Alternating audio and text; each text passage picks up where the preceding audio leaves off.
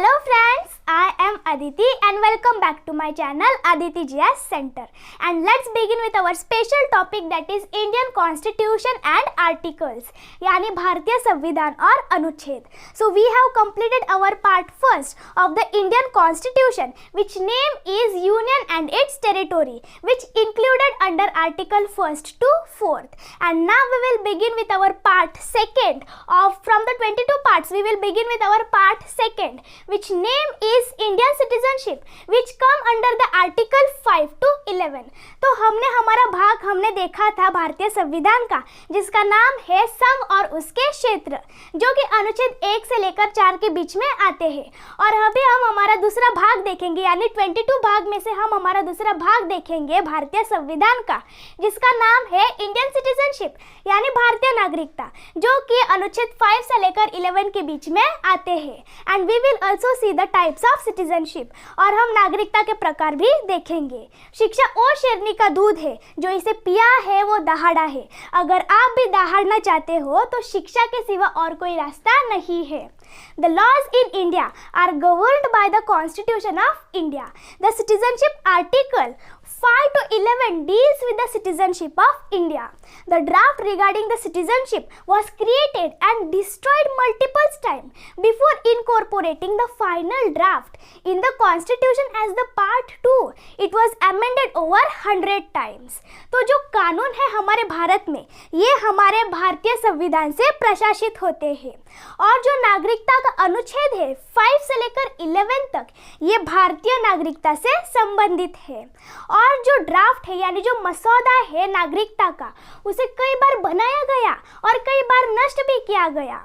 और संविधान में भाग 2 के रूप में अंतिम मसौदे को शामिल करने से पहले उसे 100 से भी ज़्यादा बार संशोधित किया गया था. The problems of citizenship was as follows. नागरिकता की समस्या इस प्रकार थी. First one, the people who were born and living in the territory enclosed in the Pakistan but migrated to India were to be provided the Indian citizenship. तो जो व्यक्ति रह रहे थे या जन्म लिया था पाकिस्तान में संलग्न क्षेत्र से, लेकिन वो भारतीय प्रदेश आए थे, तो उन व्यक्तियों को भारतीय नागरिकता प्रदान की जाएगी. Second one, the people who migrated to Pakistan but were born in India were to be excluded and debarred from the Indian citizenship. तो जो व्यक्ति पाकिस्तान चले गए थे लेकिन उन्होंने भारत में जन्म लिया था, तो ऐसे व्यक्तियों को भारतीय नागरिकता से बाहर निकाल दिया जाएगा. Then third one is people who migrated to the Pakistan in 1947 but returned back to live in the Indian territory permanently were to be also provided with an Indian citizenship. तो जो व्यक्ति पाकिस्तान चले गए थे 1947 में, लेकिन वो फिर से भारतीय प्रदेश में स्थानीय रूप से रहने के लिए आ गए थे, तो ऐसे व्यक्तियों को भी भारतीय नागरिकता प्रदान की जाएगी. Fourth one is the people who are living abroad but were born in India were to be also provided with an Indian citizenship. तो जो व्यक्ति किसी विदेशी देश में रह रहा है लेकिन भारत में जन्म लिया है, तो ऐसे व्यक्तियों को भी भारतीय नागरिकता प्रदान की जाएगी. So now we will begin with our Article 5. तो अभी हम हमारा अनुच्छेद 5 देखेंगे. The Article 5 name is Citizenship during the commencement of the Constitution. When was the commencement of our Constitution? On 26 January 1950. And from the 26 January 1950, the Constitution was established in our India. तो अनुच्छेद 5 का नाम क्या है कि संविधान के प्रारंभ पर नागरिकता. तो हमारा संविधान का प्रारंभ कब हुआ था? 26 जनवरी 1950 में हमारा संविधान का प्रारंभ हुआ था, और तभी से ही हमारा भारतीय संविधान भारत में स्थापित हो गया था. During the commencement of the Constitution, each person has his or her domicile in the territory of India. And first one, if the person is born in the territory of India, were to be provided the Indian citizenship. तो भारतीय संविधान के मतलब प्रारंभ में हर व्यक्ति के पास, मतलब प्रत्येक व्यक्ति के पास अपना अधिवास है भारतीय प्रदेश में. या सबसे पहला, अगर वह व्यक्ति भारतीय प्रदेश में जन्म लिया है तो ऐसे व्यक्तियों को भारतीय नागरिकता प्रदान की जाएगी. Second one, either the person's parents or grandparents were born in the India, या तो उस व्यक्ति के माता पिता या दादा दादी अगर भारत में जन्म है तो ऐसे व्यक्ति को भी भारतीय नागरिकता प्रदान की जाएगी। Third one, if an individual is ordinarily residing in the territory of India for at least 5 years immediately preceding such commencement shall be considered as the citizen of India। तो अगर कोई व्यक्ति मतलब भारतीय प्रदेश में रह रहा हो, मतलब संविधान लागू होने से 5 वर्ष पहले, तो हमारा संविधान लागू कब हुआ था? 1950 यानी 1945 या उससे भी पहले अगर भारत में निवास कर रहा हो या रह रहा हो तो ऐसे व्यक्तियों को भी भारतीय नागरिकता प्रदान की जाएगी, मतलब उस व्यक्तियों को भारतीय नागरिक माना जाएगा। So our article 5 is get completed which name is citizenship during the commencement of the constitution. तो हमारा अनुच्छेद 5 खत्म हो गया है। Now we will see about our article 6। तो अभी हम हमारा अनुच्छेद 6 देखेंगे। The article 6 name is rights of citizenship of certain persons who have migrated to the India territory from the territory of Pakistan. तो अनुच्छेद 6 का नाम क्या है कि ऐसे व्यक्ति जो पाकिस्तानी प्रदेश में से भारतीय प्रदेश आए थे तो ऐसे व्यक्तियों की, कुछ व्यक्तियों की ऐसे नागरिकता का अधिकार। The 6th citizenship article of the Indian Constitution provides the citizenship rights to the migrants from Pakistan to India. 6 अनुच्छेद है नागरिकता का जो कि भारतीय संविधान का है। यह उन व्यक्तियों को नागरिकता का अधिकार देता है जो पाकिस्तानी प्रदेश में से भारतीय प्रदेश आए थे, उन व्यक्ति को यह नागरिकता का अधिकार देता है। The person who migrated to the territory of India from the territory of currently enclosed in the Pakistan shall be deemed as the citizen of India at the commencement of this constitution if first one, if the person migrated from the Pakistan to India before 19 July 1948,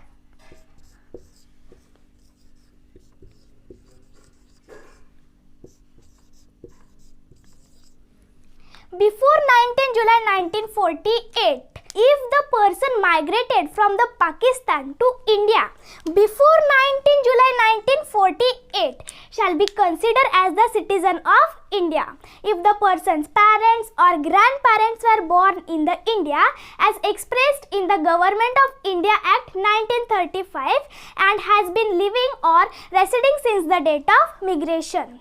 तो जो व्यक्ति भारतीय प्रदेश में आए थे वर्तमान में पाकिस्तान में संलग्न क्षेत्र से, तो ऐसे व्यक्तियों को भारतीय नागरिक माना जाएगा इस संविधान के शुरू होने पर यदि सबसे पहला अगर कोई व्यक्ति पाकिस्तानी प्रदेश में से भारतीय प्रदेश आता है 19 जुलाई 1948 से पहले, तो ऐसे व्यक्तियों को भारतीय नागरिक माना जाएगा। या तो उस व्यक्तियों के माता पिता या दादा दादी अगर भारत में जन्मे हैं, जो कि अभिव्यक्त किया गया है भारत सरकार अधिनियम 1935 में और रह रहा है या प्रवास की स्थिति से निवास कर रहा है। On the 19 July 1948 the permit law was established.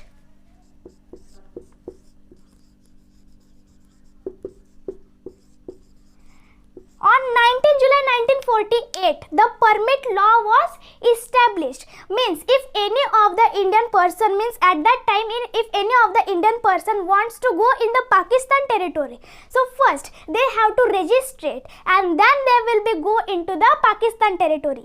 And if any Pakistan person wants to comes to the Indian territory, so they should have also to register it over there. तो permit law 19 जुलाई 1948 को स्थापित किया गया। यानी अगर किसी भी भारत में रह रहे व्यक्ति को अगर पाकिस्तान प्रदेश जाना है तो उसे लिखवा कर जाना है, पंजीकरण कर जाना है कि हम पाकिस्तानी प्रदेश में जा रहे हैं। और अगर कोई पाकिस्तानी प्रदेश के जो लोग हैं अगर उसे भारतीय प्रदेश आना है तो उधर भी उनको पंजीकरण करना होगा कि हम भारतीय प्रदेश में आ रहे हैं। तो परमिट लॉ 19 जुलाई 1948 को स्थापित किया गया था। For the people who migrated after 19 July 1948, So they should have to be registered as the citizen of India by an officer of the government of India. But for the registration, the subjected person has to be resident in the territory of India for at least 6 months preceding the date of his application. तो जो व्यक्ति 19 July 1948 के बाद अगर पाकिस्तानी प्रदेश में से भारतीय प्रदेश आता है 19 जुलाई 1948 के बाद, तो उस व्यक्ति को क्या करना होगा, मतलब भारतीय नागरिक के रूप में पंजीकृत करना होगा एक भारत सरकार अधिकारी द्वारा। लेकिन पंजीकरण के लिए वह व्यक्ति को कम से कम भारतीय प्रदेश में 6 महीनों तक रहना होगा, 6 महीनों तक कम से कम रहना होगा और आवेदन पत्र की तारीख से पहले। So our article 6 is also get completed, which name is rights of citizenship of certain persons who have migrated to the India territory from the territory of Pakistan. So now we will see about our article 7. तो अभी हम हमारा अनुच्छेद 7 देखेंगे. The article 7 name is rights of citizenship of certain migrants to Pakistan, यानी ऐसे व्यक्तियों की नागरिकता के अधिकार जो पाकिस्तान चले गए हैं. If the person is migrated from the territory of India to the territory of Pakistan after 1st March 1947, so they will be not deemed as the citizen of India. तो अगर कोई व्यक्ति भारतीय प्रदेश में से पाकिस्तानी प्रदेश चला जाता है 1 मार्च 1947 के बाद, तो उसे भारतीय नागरिक माना नहीं जाएगा. And if the person returns to the territory of India before 19 July 1948, shall be considered as a citizen of India. But when that person will become to the territory of India, they should have to register as the citizen of India and they should have to resident in the territory of India for at least 6 months. लेकिन वह व्यक्ति मतलब फिर से अगर भारतीय प्रदेश लौट आते हैं 19 जुलाई 1948 से पहले, तो ऐसे व्यक्तियों को भारतीय नागरिक माना जाएगा. अगर वो आते हैं भारतीय प्रदेश में तो उन्हें पंजीकरण करना होगा और कम से कम भारत में 6 महीनों तक रहना होगा. लुढ़कते हुए पत्थरों पर कभी काई नहीं जमती, लुढ़कते हुए पत्थरों पर कभी काई नहीं जमती और ठहरा हुआ पानी अक्सर खराब हो जाता है, इसीलिए हमेशा ज्ञान की प्राप्ति करो. So now we will see about our article 8. तो अभी हम हमारा अनुच्छेद 8 देखेंगे. The article 8 name is rights of citizenship of certain persons of Indian origin residing outside India, यानी भारत मूल के लोग जो भारत से बाहर रह रहे हैं, ऐसे व्यक्तियों की नागरिकता का अधिकार अनुच्छेद 8 का नाम है. The 8th article reads that any person, whether the person's parents or grandparents were born in the India as stated in the Government of India Act 1955 and who is residing ordinarily in any other country outside the India shall be considered as the citizen of India. तो अनुच्छेद 8 क्या कहता है कि या कोई भी व्यक्ति या तो उसके माता पिता या दादा दादी अगर भारत में जन्मे हैं, जो कि कहा गया है भारत सरकार अधिनियम 1955 में, और वह व्यक्ति भारत देश को छोड़कर किसी विदेशी देश में रह रहा है, तो फिर भी उसे भारतीय नागरिक माना जाएगा. So our article 8 is get completed, which name is rights of citizenship of certain persons of Indian origin residing outside India. Now we will see about our article 9. तो अभी हम हमारा अनुच्छेद 9 देखेंगे. The article 9 name is persons voluntarily acquiring citizenship of foreign state not to be the citizen, यानी व्यक्तियों ने स्वेच्छा से अधिग्रहण किए हैं किसी विदेशी राज्य के नागरिकता, तो वह भारत के नागरिक नहीं होंगे. According to article 9, the Constitution of India does not allow the dual citizenship, means holding the citizenship of India as well as the citizenship of foreign country simultaneously. तो अनुच्छेद 9 के अनुसार हमारा जो भारतीय संविधान है ये हमको दोहरी नागरिकता की अनुमति नहीं देता है, यानी भारतीय संविधान को भी लेना और विदेशी संविधान मतलब यानी भारतीय नागरिकता को भी लेना और विदेशी नागरिकता को भी लेना एक साथ, इसकी अनुमति हमारा भारतीय संविधान नहीं देता है. If we are the citizen of India and we have went to the foreign country and we have taken the citizenship of foreign country, so our Indian citizenship will automatically finished.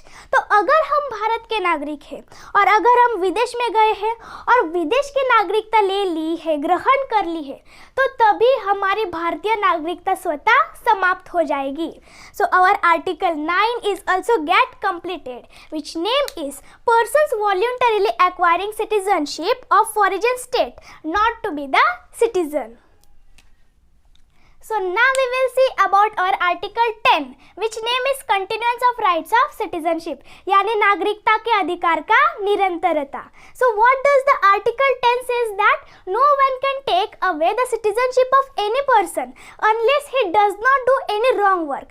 Wrong work in the sense means the work which parliament has refused to do. So what does article 10 tells that the citizenship rights will be continued. Nobody can take it away till any person does not do any anti-country work. So what does our article 10 tells that our rights of citizenship will continue. तो अनुच्छेद 10 क्या कहता है कि कोई भी किसी भी व्यक्ति की नागरिकता ऐसे ही खत्म नहीं कर सकता जब तक वह व्यक्ति कोई गलत काम नहीं किया हो तब तक. गलत काम यानी जिस काम को संसद ने मना किया हो करने के लिए. अनुच्छेद हमारा 10 क्या कहता है कि कोई भी हमारी नागरिकता खत्म नहीं कर सकता जब तक हम कोई देश विरोधी या देश विद्रोह काम नहीं कर लेते तब तक. तो अनुच्छेद 10वां क्या कहता है हमारा कि हमारे नागरिकता का अधिकार बना रहेगा. So our article 10 is get completed, which name is continuance of rights of citizenship. Now we will see about our article 11. तो अभी हम हमारा अनुच्छेद 11 देखेंगे. The article 11 name is Parliament to regulate the right of citizenship by law. यानी संसद द्वारा नागरिकता के अधिकार का विधि द्वारा विनियमन किया जाना. So given the already provision in this part that there is nothing else which can take away the power of the parliament from making the provision with respect to the acquisition and the termination of citizenship and any other matter regarding the same.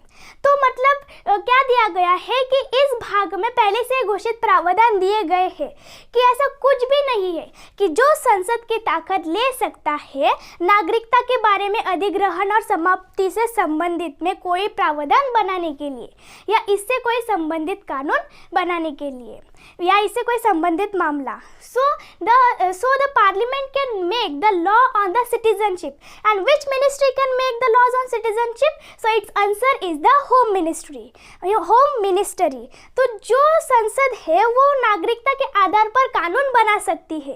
तो कौन से मंत्रालय बना सकती है नागरिकता के आधार पर कानून? गृह मंत्रालय बना सकती है. So our article 11 is also get completed, which name is Parliament to regulate the right of citizenship by law. So now we will see the types of citizenship. तो अभी हम नागरिकता के प्रकार देखेंगे. So first we will see about the citizenship by birth, यानी जन्म द्वारा नागरिकता. If any person born in the territory of India after 26 January 1950, he is born after the 26 January 1950 at his birth time. If his parents are the citizen of India, so he will be also considered as the So now we will see about the types of citizenship. तो अभी हम नागरिकता के प्रकार देखेंगे. So first we will see about citizenship by birth, यानी जन्म द्वारा नागरिकता. If any person born in the territory of India after 26 January 1950 at his birth time, if his parents are the citizen of India, so that person will be also considered as a citizen of India. तो जन्म द्वारा नागरिकता में क्या दिया गया है कि अगर कोई व्यक्ति भारत में जन्म लेता है 26 जनवरी 1950 के बाद और उसके जन्म के समय अगर उसके माता पिता भारतीय नागरिक है तो वह व्यक्ति को भी भारतीय नागरिक माना जाएगा. So citizenship by birth is get completed. Now we will see about citizenship by hereditary, यानी वंशानुगत द्वारा नागरिकता. वंशानुगत द्वारा नागरिकता. If any person So now we will see the 5 types of citizenship. The 5 types of citizenship citizenship are, first one is citizenship by birth, second citizenship by hereditary, third citizenship by registration, fourth citizenship by naturalization, and fifth citizenship by earned area. So these are altogether 5 types of citizenship. तो अभी हम देखेंगे नागरिकता यानी नागरिकता के प्रकार. तो नागरिकता के कुल 5 प्रकार होते हैं. Now we will see about first type, that is citizenship by birth यानी जन्म द्वारा नागरिकता. If any person born in the territory of India after 26 January 1950 at his birth time, if his parents are the citizen of India, so that person will be also considered as the citizen of India. तो अगर कोई व्यक्ति भारत में जन्म लेता है 26 जनवरी 1950 के बाद और उसके जन्म के समय यदि उसके माता पिता भारतीय नागरिक है तो वह व्यक्ति को भी भारतीय नागरिक माना जाएगा. So our citizenship by birth is get completed. Now we will see our second type, that is citizenship by hereditary यानी वंशानुगत द्वारा नागरिकता. If any person born in any other country outside the India after 19 January 1950 but at his birth time, if his parents are the citizen of India, so that person will be also considered as the citizen of India. तो अगर कोई व्यक्ति भारत के बाहर किसी विदेशी देश में जन्म लेता है 26 जनवरी 1950 मतलब उसके माता पिता भारतीय है और उसके जन्म के समय अगर उसके माता पिता भारतीय नागरिक है तो वह व्यक्ति को भी भारतीय नागरिक माना जाएगा. So our second type, that is citizenship by hereditary, it is also get completed. Now we will see about our third type, that is citizenship by registration यानी पंजीकरण द्वारा नागरिकता. If any of the foreign women marry with an Indian man, so if she want to become a citizen of India, then she have to register it as the citizen of India. विदेशी महिला किसी भारतीय लड़के से अगर शादी कर लेती है और उस महिला को अगर भारत का नागरिक बनना है तो उस महिला को भारतीय नागरिक के रूप में पंजीकृत होना चाहिए और 6 महीनों तक कम से कम 6 महीनों तक भारतीय प्रदेश में रहना चाहिए. So our third type, that is citizenship by registration, it is also get completed.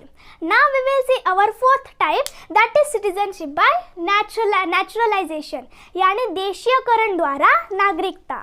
If any person wants the citizenship of India by the naturalization, so first one, he should have a capable power, means ability to think about oneself. Second one, he should not be a mad. Third one, the person should honor the Indian Constitution, national flag as well as national anthem. Fourth one, the person should be aware of the one of the Indian languages. Fifth one, the person should be resident in the territory of India for at least 12 years. तो अगर किसी भी व्यक्ति को भारतीय नागरिकता प्राप्त करनी हो नेचुरलाइजेशन द्वारा यानी देशीयकरण द्वारा तो उस व्यक्ति को सक्षम शक्ति होनी चाहिए, अपने बारे में सोचने के लिए क्षमता होनी चाहिए. दूसरा, वह व्यक्ति पागल नहीं होना चाहिए. तीसरा, वह व्यक्ति हमारे भारतीय संविधान, राष्ट्रगान व राष्ट्रध्वज का सम्मान करे. चौथा, वह व्यक्ति को भारतीय भाषाओं में से किसी एक का जानकार हो. पांचवा, और वह व्यक्ति को भारतीय प्रदेश में 12 वर्ष तक रह रहा हो. तो ऐसे व्यक्ति को भारतीय नागरिकता प्रदान की जाएगी. So our citizenship by naturalisation is also get completed. Now we will see our fifth one type, that is citizenship by earned area यानी अर्जित क्षेत्र द्वारा नागरिकता. If any of the new territory is included in the India and the people residing in that territory will be automatically obtained as the citizenship of India. तो अगर कोई नया भूभाग भारत में शामिल हो जाता है और उस क्षेत्र में रह रहे लोग उस क्षेत्र में रह रहे लोगों को अपने आप स्वतः ही भारतीय नागरिकता प्राप्त हो जाएगी. So our 5 types, that is earned area, is also get completed. So this was all together our 5 types of citizenship that we have seen. Citizenship by birth, citizenship by hereditary, citizenship by registration, citizenship by naturalisation and citizenship by earned area. So our articles 5 to 11 and the types of citizenship is also get completed. In the articles 5, our article 5 name is citizenship citizenship during the commencement of constitution. Means if any of the person born in the territory of India, either the person's parents or grandparents is the citizen of India, means they are also born in the India, so that person will be also considered as the, so that person will be get the citizenship of India. Then Article 6 name is rights of citizenship of certain persons who have migrated to the India territory from the territory of Pakistan. Then Article 7 name is rights of citizenship of the certain migrants to the Pakistan. Article 8 name is rights of the citizenship of certain persons of the Indian origin residing outside India. Article 9 name is persons voluntarily acquiring citizen name is continuance of rights of the citizenship. And then our Article 11 name is Parliament to regulate the right of citizenship by law. So this was altogether our 11 articles which was included under the part Indian citizenship, which included from Article 5 to 11. We have seen it, and now we have currently learned about the citizenship, means 5 types of citizenship: birth, hereditary, registration, naturalization and earned area. दर्जनों भाषा, सैकड़ों विधि, हजारों विधान है, जो सबको एक साथ जोड़कर रखे वो भारत का संविधान है. So our part 2 of the Indian constitution is also get completed, which name is Indian citizenship included under article 5 to 11. तो हमारा भाग 2 भी भारतीय संविधान का खत्म हो गया है, जिसका नाम है भारतीय नागरिकता, जो कि अनुच्छेद 5 से लेकर 11 के बीच में आता है. And we shall learn about our part 3 also. जय हिंद.